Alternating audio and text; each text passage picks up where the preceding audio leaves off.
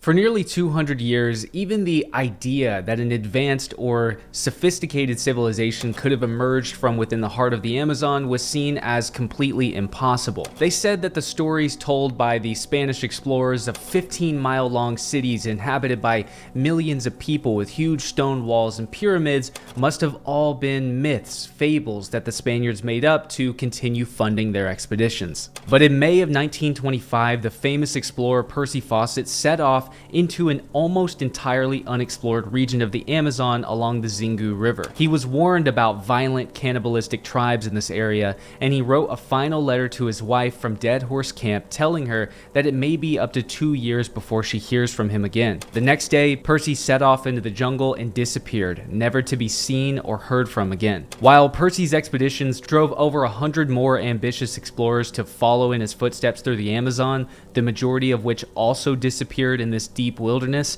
his disappearance is largely seen as marking the end of the great Victorian explorers, some even calling him the last of the great explorers. Now, when Percy disappeared, he was pretty much looked down on by the other aristocratic members of the Royal Geographic Society who thought that he'd spent his life's search in vain, and that finding an advanced or developed or sophisticated civilization in the heart of the Amazon seemed impossible to most explorers and archaeologists of his time. The Amazon was called by many of his contemporaries a counterfeit paradise, the Green Desert, or the Green Hell, a place seemingly teeming with life, but only the deadliest kind, not fit for sustaining any kind of significant human population, and especially not one built by these quote-unquote primitive and savage people. But these Victorian aristocrats were wrong.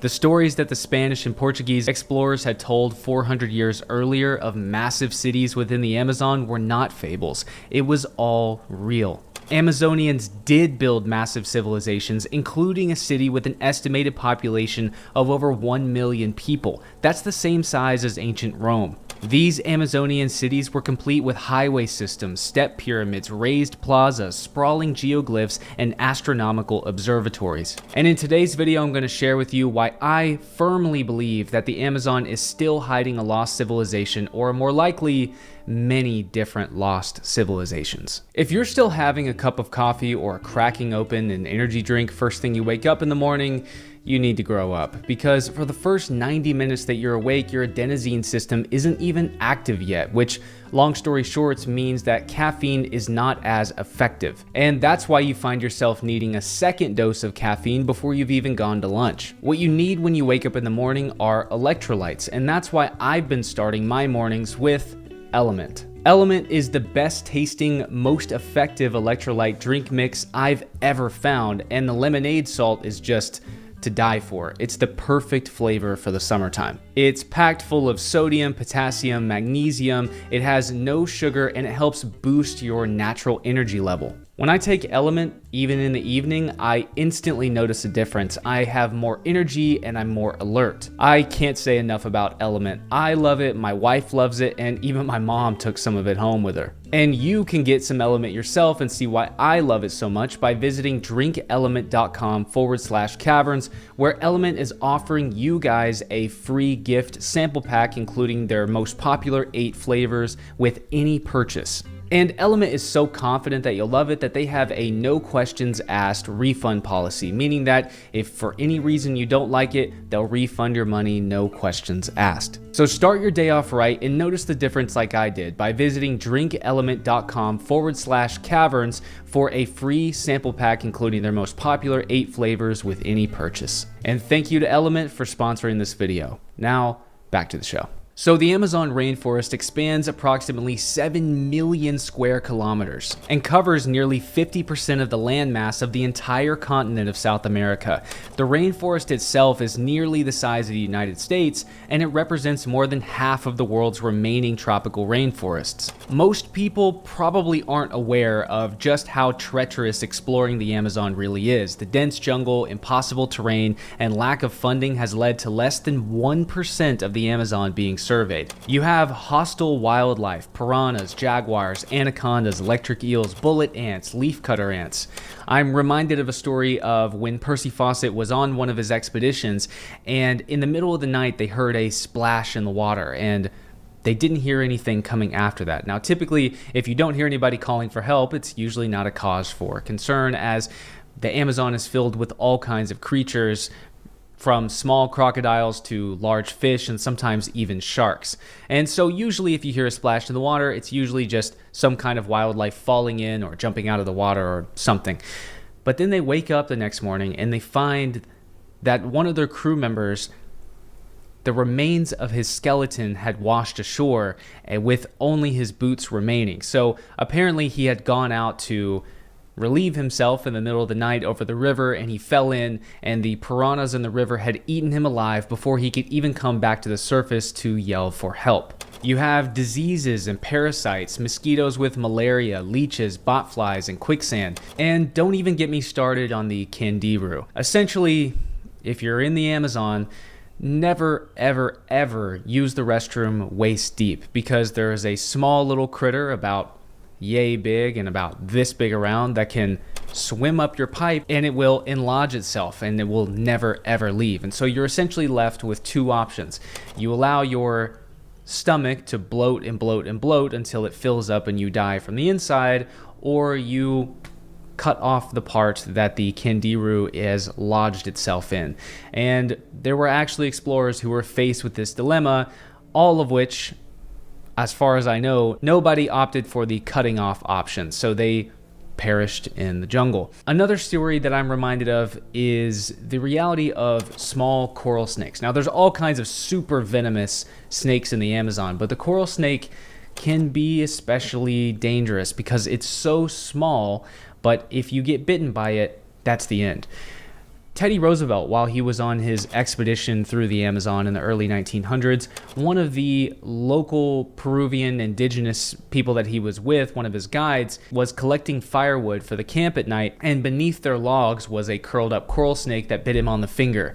And they had no option other than Teddy Roosevelt describes this man going over to sit down by a tree and his other indigenous friends going and sitting over him and performing a mourning ceremony over him and crying over him, and they left him sitting underneath that tree to die.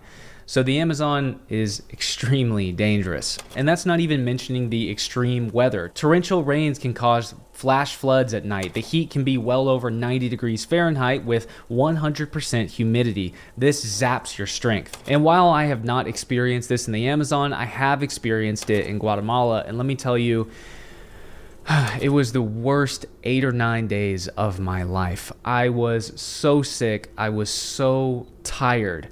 The Guatemalan jungle, the humidity just completely zaps all the hydration from your body, and getting water is already difficult. I can't imagine what it was like 100 years ago when you're stuck out in the middle of the Amazon and none of the fresh water is potable for you, and all of it has to be cleaned or boiled before you can consume it.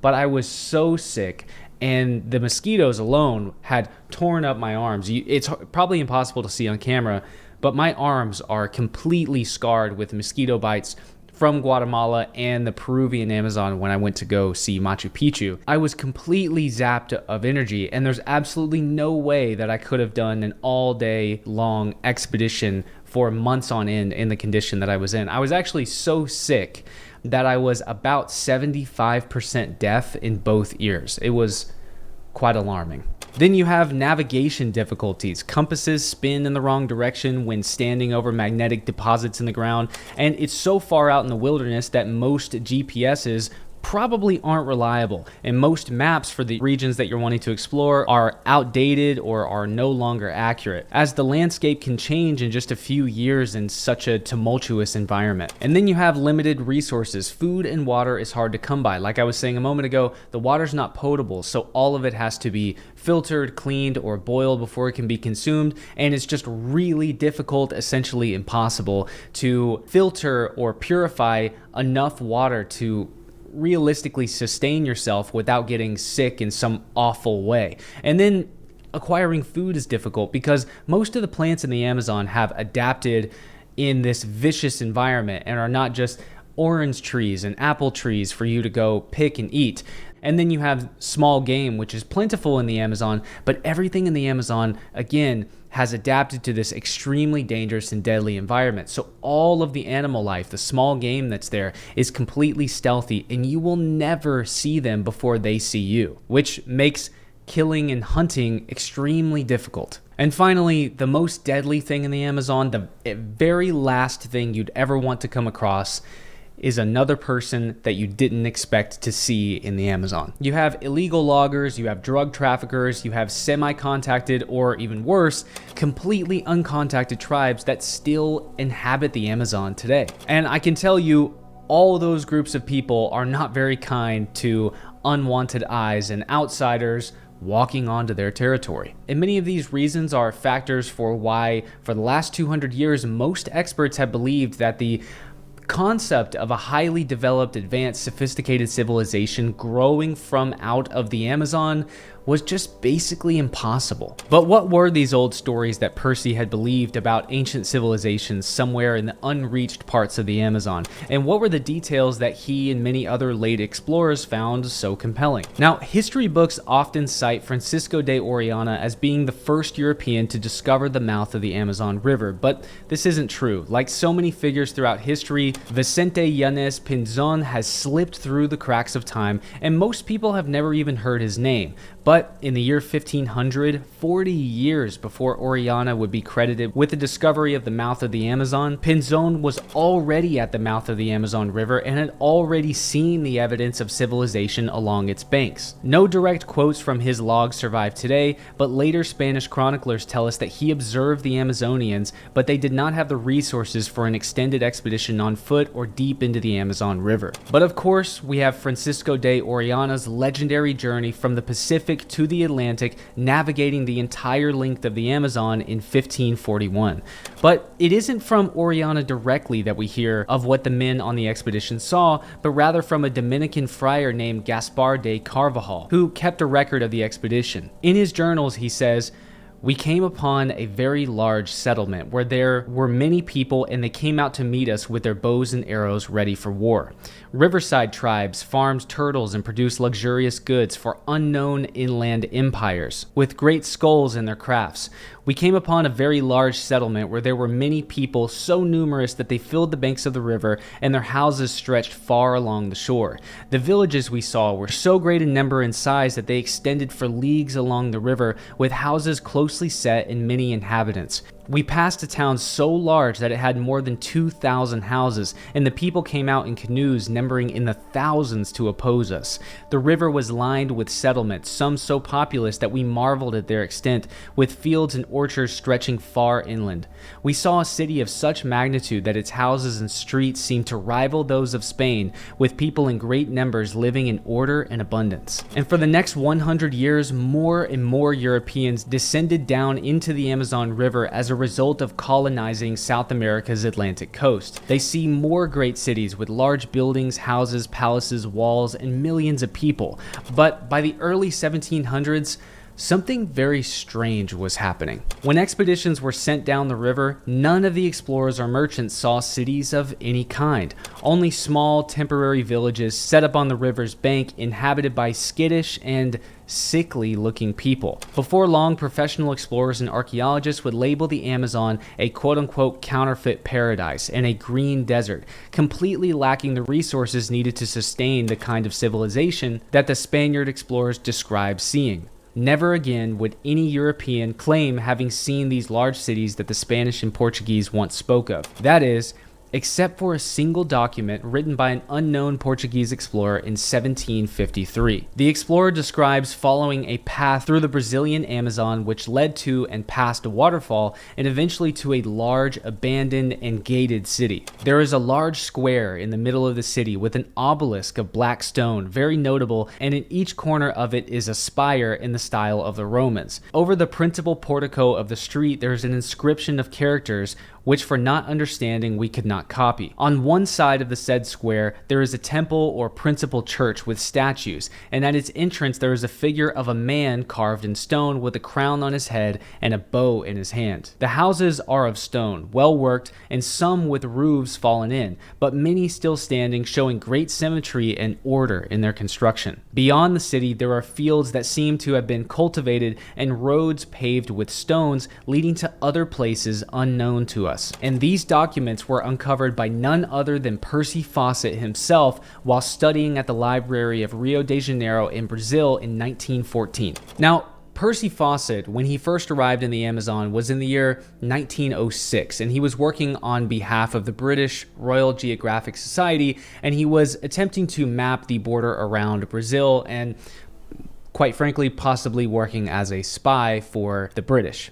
But during this very first expedition, he began seeing artifacts and pieces of pottery that didn't really make sense and seemed to go against the, as he said, narrow-minded convictions and preconceived notions about the Amazonian world that the British had essentially handed over to him. And he began hearing stories of these ancient, lost, grand cities and civilizations that still existed somewhere in the farthest reaches of the Amazon. And during this initial expedition, he became obsessed with this idea. And it was also the discovery of a small, obsidian, transparent, almost glowing black stone statue that he knew somewhere far off in this wilderness existed, or once existed, a lost ancient civilization. And while Percy knew that he was not actually looking for the exact same city that was described in manuscript 512, he used it as fuel or as evidence that this concept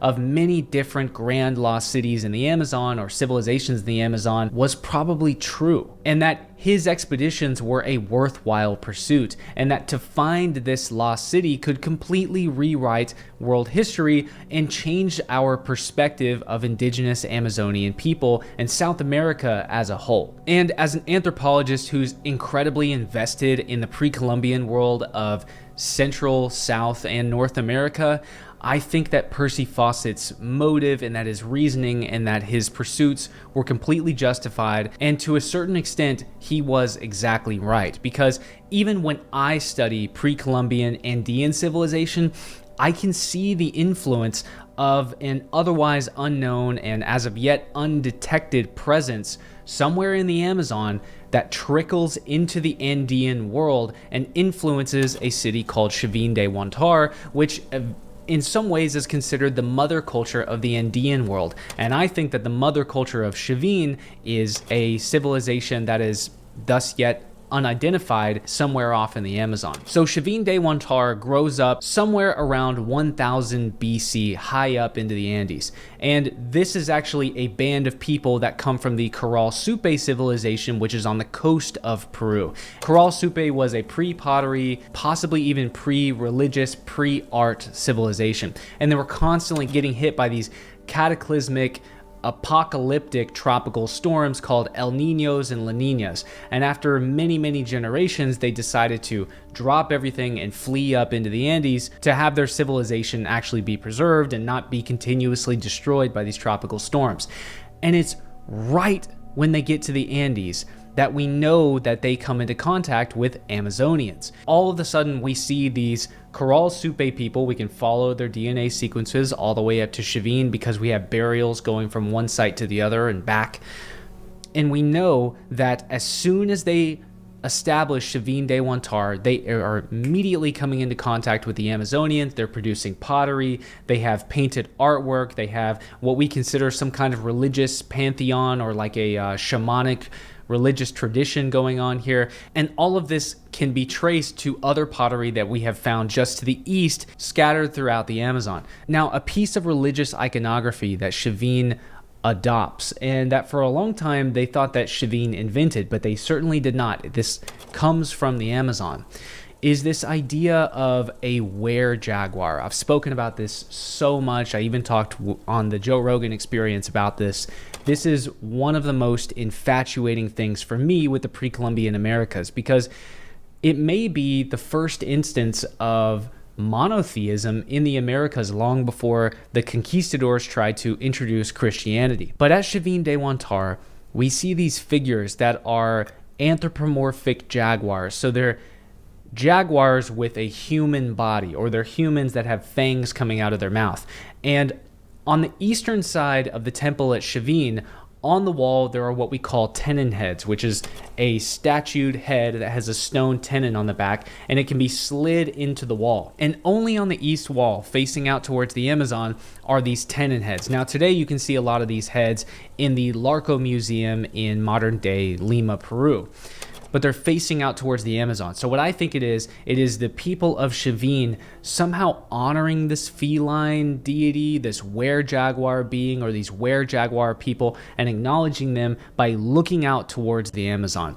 And just as you study more and more Chavin, and you study the contemporary Amazonian cultures, of which we found some bits of pottery, but not really found the exact location of where all of this artwork comes from, you can see that Andean civilization is actually being influenced by the Amazon. And to me, the more I look into Andean civilization, Amazonian civilization, ancient Ecuador and Colombia, the more it becomes obvious to me that the origin of South American civilization, religion, iconography, artwork, and pottery must be coming from the Amazon. And in fact, I believe it's Teddy Roosevelt's granddaughter who discovered an archaeological site on the southeastern coast of South America that is about 20,000 years old, that has early, very primitive pieces of pottery in a place that we would have never expected. So actually, some of the earliest evidence that we have for habitation going back 20,000 years in South America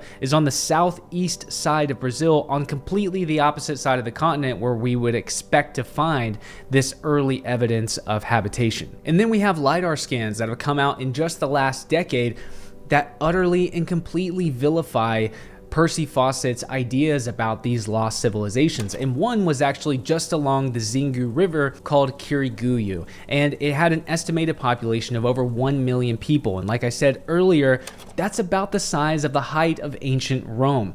Absolutely, completely gargantuan sized city, complete with step pyramids, terraces, plazas, long highways stretching off into the far distance in the Amazon. And it was exactly near the Mato Grosso region where Percy Fawcett told his wife that he expected he would find a lost city. When he set out into the area, he was never heard from again. And it's my belief that these lost ancient South American cities of gold that were told to the Spaniards and later perpetuated by the Spaniards, these were not myths, these were not fables, these were real cities that actually existed. It wasn't just one city, it was many different cities. And that's why you hear this idea thrown around that the Native Americans were lying to the Spaniards saying, that city of gold you're looking for, it's just beyond that horizon. And then when they get over there and meet that native civilization, they say, oh yeah, it's just a little bit further, just beyond that horizon. You'll see it. And then they're being pointed all over South America, never actually finding these cities. I don't think it's because the Indians were lying to the Spaniards. I think it's because there were so many of these civilizations that had risen and fallen in ancient times, and risen and fallen before Columbus and the Spaniards even arrived in the Americas, that these legends of these great grand cities were just floating and permeating throughout the Amazon and throughout South America as a whole, and they existed everywhere. We have all of the evidence of many different goldsmithing civilizations all throughout the Andes, and we know that gold was coming out of the Amazon as well. And today, as you're walking through the Amazon, you will reach what are sort of like gardens that just appear, where you were just walking through a large tract of land, and then all of a sudden you hit a garden with this deep, rich black soil that we call Terra Preta.